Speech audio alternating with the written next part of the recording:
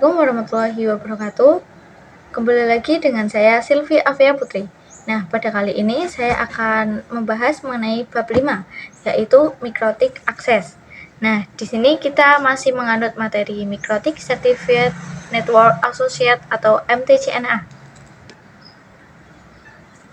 Nah, di sini ada beberapa pembahasan yang perlu kita bahas. Yang pertama ada metode akses Mikrotik Router OS, yang kedua ada akses router board menggunakan Winbox, yang ketiga ada menu hostname IP address pada Winbox 4, dan pengenalan tampilan Mikrotik pada Winbox. Yang kelima ada akses router virtual Pinet Lab dengan Winbox. Yang keenam Web5. Yang ketujuh QuickSet, yang kedelapan remote access telnet dan SSH, dan yang terakhir ada konsep serial konsol. Nah, kita masuk ke materi yang pertama, yaitu metode akses Mikrotik Router OS. Nah, di metode akses Mikrotik Router OS ini ada beberapa metode. Yang pertama keyboard, kedua serial konsol, ketiga remote server telnet atau SSH, yang keempat Winbox, yang kelima FTP, yang keenam API, yang ketujuh QuickSet dan Wi-Fi berbasis HTTP, yang ke-8 MAC telnet, dan yang ke-9 ada lokal atau Winbox terminal menu pada Mikrotik Pickup. Nah, di sini ada contoh dari metode akses Mikrotik Router OS. Nah, ini gambarnya ada di sampingnya ya. Oke, kita lanjut ke materi yang kedua, yaitu akses router board dengan Winbox.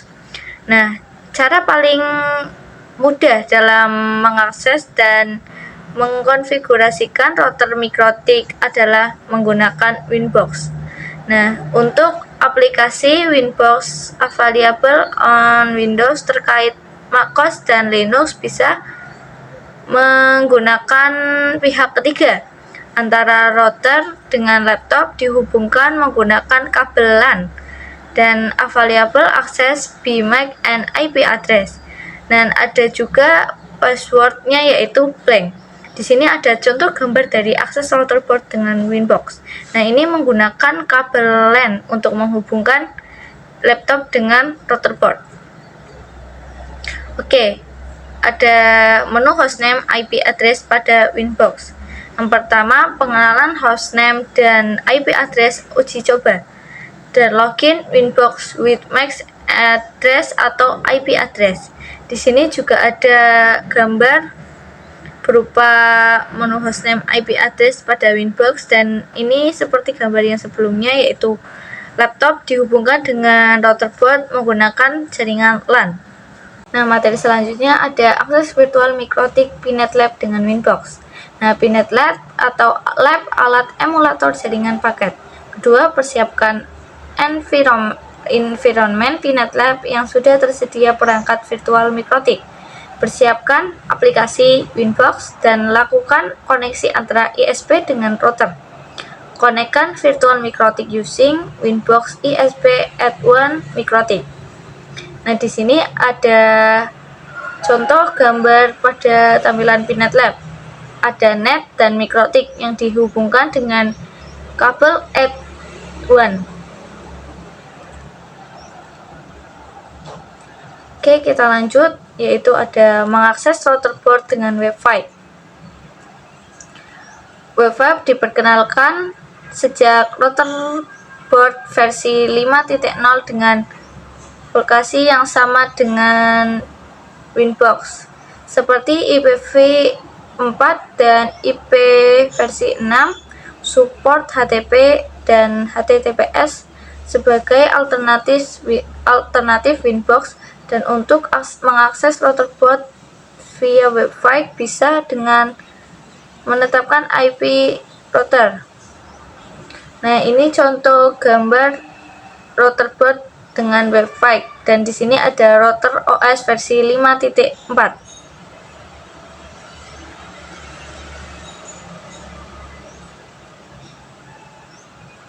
Nah, di sini ada tampilan awal pada Web5. Di sini kita harus login dan menggunakan password tertentu yang bisa untuk meloginkan kita kepada Mikrotik. Nah, ini adalah tampilan setelah login. Nah, setelah kita login dan memasukkan password, kita akan menjumpai tampilan seperti ini. Nah, ada juga quick set. Quick set juga bisa mengkonfigurasi dengan cepat settingan dasar router dalam satu tampilan dan dapat diakses melalui Winbox atau website. Di sini ada tampilan dari quick set. Nah, ini ada beberapa menu pilihan yang bisa dipilih dalam quick set. Oke, kita lanjut ke remote access telnet dan SSH. Based on terminal command line interface. Bisa mengakses router via teks atau dapat digunakan melalui SSH, telnet, konsol, new terminal seperti Winbox dan terminal atau website. Digunakan untuk reading script atau ketika akan mengakses router dengan keterbatasan bandwidth. Untuk mengakses router via remote SSH atau telnet, maka bisa menggunakan aplikasi remote client seperti PuTTY, WinSCP, dan seterusnya.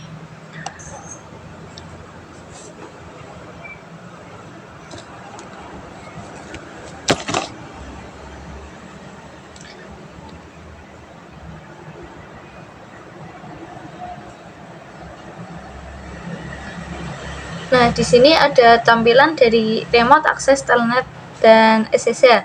Ini gambarnya ya, teman-teman. Ada beberapa kabel dalam remote access telnet dan SSH. Oke. Yang selanjutnya ada konsep serial console. Serial console digunakan apabila kita lupa dan salah saat telah mendisable semua interface pada Mikrotik. Serial console dibutuhkan saat kita menggunakan NetInstall. Nah, remote via serial console membutuhkan kabel D, B sampai 9 atau konverter USB ke DB sampai 9 menggunakan program Hyper Terminal baud rate 115200, database 8, party non-stop bits 1, dan flow control none. Nah, di sini ada contoh dari konsep serial console. Di sini ada tulisan connecting tape. Nah, kita pilih yang serial. Dan juga ada serial line yang dapat diisi dengan COM 1 dan speed 115200. Oke.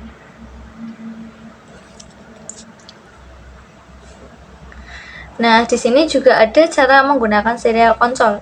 Yang pertama ada masuk ke terminal seperti PuTTY, lalu pilih connection type serial dan sesuaikan serial line COM yang dapat dilihat pada device manager. Lalu speed baud rate 115200 khusus perangkat Mikrotik. Nah, segitu saja yang dapat saya sampaikan mengenai bab 5 ini. Mohon maaf apabila ada kesalahan dalam bertutur kata. Wassalamualaikum warahmatullahi wabarakatuh.